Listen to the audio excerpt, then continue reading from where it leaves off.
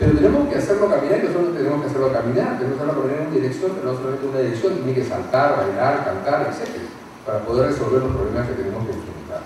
Entonces creo que ahí hay un tema respecto de la institucionalidad, la necesidad de atender a la diversidad, que nos obliga, las dificultades que tenemos, que nos obligan a pensar en soluciones que tengan de alguna manera en cuenta estas limitaciones, si se quiere.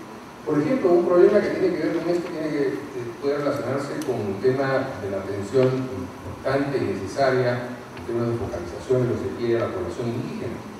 Pero como bien se ha dicho, la capacidad institucional es cercana a cero, ¿no? O sea, un tercio de la población atendida con profesores que saben la lengua, 2% de profesores entrenados en bilingüe para una población de 600.000 personas aproximadamente en el sistema educativo primaria, ¿no? O sea, en realidad creo que hay que pensar cómo enfrentar el problema de una manera mucho más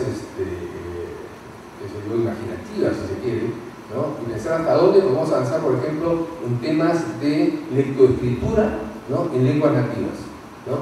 Dadas estas condiciones y la diversidad de lenguas nativas existentes, ¿no? Entonces, nos plantea retos como, por ejemplo, el tema de pensar en la lógica de cómo se hace en otros países. O sea, entiendo que en otros países se ha resuelto el problema buscando mantener la oralidad de las lenguas, pero no, digamos, desarrollando la lógica de la lectoescritura en función de una lengua como el castellano, ¿no?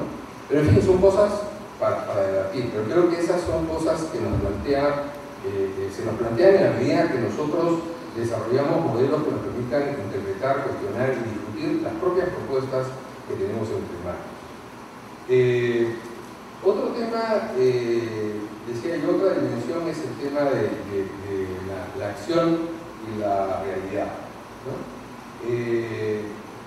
Aquí hay un conjunto de dinámicas propias del país que de alguna manera se oponen a muchas de las cosas que queremos hacer, pero pueden ser utilizadas, digamos, como el judo, si se quiere, como una fuerza que nos ayude a hacer lo que queremos hacer.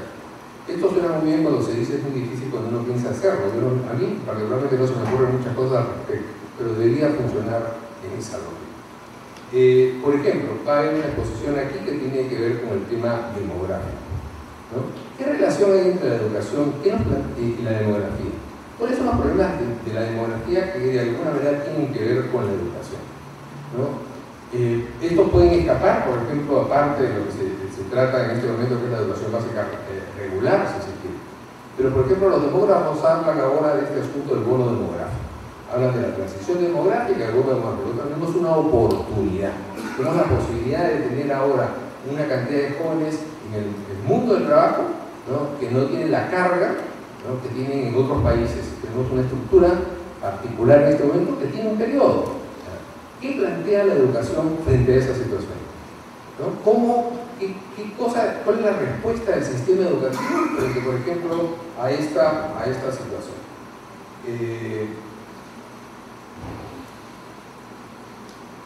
Uno podría además vincular el tema en relación a las dinámicas demográficas actuales. Una de las cosas que están ocurriendo es que la población se mueve, ¿no? Esto dificulta mucho, por ejemplo, atender los temas rurales. Pero también nos da las posibilidades de organizar los procesos educativos en los espacios hacia donde la población se mueve, por ejemplo, ¿no? Todo este proceso de inversión en términos de industrias extractivas, mineras y qué sé yo, está generando condiciones particulares en zonas diversas del país y está generando condiciones y posibilidades, ¿no? Que el sector de educación, por ejemplo, y otros sectores, creo, no toman en cuenta, o sea, no capitalizan, ¿no? O sea, nosotros sabemos qué inversión va a haber en Apurímac, ¿ya? Y qué está haciendo el Ministerio de Educación respecto a lo que va a pasar en el Ministerio de Educación. Y la educación, además, tiene que ver con el asunto, por ejemplo, de los conflictos que se quieren, ¿no? O sea, mientras menos nos entendamos, mientras menos podamos comunicar bien las cosas, más conflictos vamos a tener. Entonces creo que es importante pensar, por ejemplo, cómo se relacionan estas dinámicas de la realidad con las cosas que queremos hacer. Otro tema tiene que ver con el territorio. Y aquí creo yo que hay un privilegio en el documento sobre el indígena, sobre el problema de los nativos, ¿ya? Y que podría, digamos, ya me están poniendo bandera roja, tengo muchos temas, pero en fin, ya. Sobre este asunto de lo indígena y lo rural. Creo que el territorio nuestro y la forma de ocupación del territorio ha determinado que tengamos una gran cantidad de centros poblados y una lógica de atención, ¿ya?, que de alguna manera es una especie de maldición. Es una especie de maldición en el sentido que nos condena a dar una mala calidad de educación, ¿no?, a las poblaciones más alejadas y más pobres del país, sean nativas o no en el espacio rural. Y tenemos que enfrentar esa situación. El sistema educativo tiene una posibilidad de enfrentar esa situación. Y tiene que ver con dónde invierte, dónde genera infraestructura, dónde concentra actividades, y tiene que ver dónde abre escuelas y dónde cierra escuelas, ¿no? O sea, aquí siempre pensamos en que las escuelas tienen que abrirse. En algún momento tenemos que pensar que hay escuelas que no deben estar donde están y que deberíamos organizar los procesos de una manera distinta. Otro tema tiene que ver con el de la pobreza o el de la riqueza. Tenemos una dinámica, por ejemplo, importante en el país. Tenemos una privatización educativa silenciosa, digamos, ¿no? El porcentaje de escuela privada, de educación privada en Lima, es impresionante lo que ha crecido. Está por encima del 30% respecto a la cobertura educativa, y creo que más, creo que llega al 40%. No sé qué está pasando en otras partes del país, pero igual está aumentando. ¿Y esto qué significa? Esto es una especie, como decían mis amigos que trabajan en el tema rural, en el CETRE, por ejemplo, la gente de inmigración dice que protesta con los pies cuando se va. La gente protesta contra la educación cuando se pasa de la educación pública a la educación privada. Aunque la educación privada no es necesariamente mejor que sea mejor que la pública, es una forma de buscar una calidad distinta. Bueno, pero esto puede tener esa explicación, pero también tiene un rol. Eso es una descarga, si se quiere, respecto de las posibilidades de inversión. Pero también es una responsabilidad que el sector tiene que asumir frente, por ejemplo, a cómo es que esta educación se está brindando.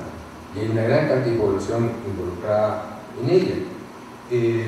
También hay aquí, digamos, el tema de todas las experiencias en relación a mejora de educación hechas desde la inversión privada, pero en fin, eso es otro tema. Otro tema final tiene que ver con el tema de la cultura. Y el tema de la cultura no solamente tiene que ver con nuestra diversidad cultural y cómo la atendemos, sino con cómo construimos capacidades en los estudiantes para apropiarse de la cultura universal, ¿no? O sea, tenemos que hacer las dos cosas al mismo tiempo. O sea, tenemos que ir a nuestros detalles, pero tenemos que apropiarnos del mundo al mismo tiempo, ¿no? ¿Cómo enfrentamos este reto? ¿Qué cosas es lo que privilegiamos? ¿Cómo construimos, ¿no?, un conjunto de oportunidades o diseñamos un conjunto de estándares que nos permitan avanzar en esa dirección?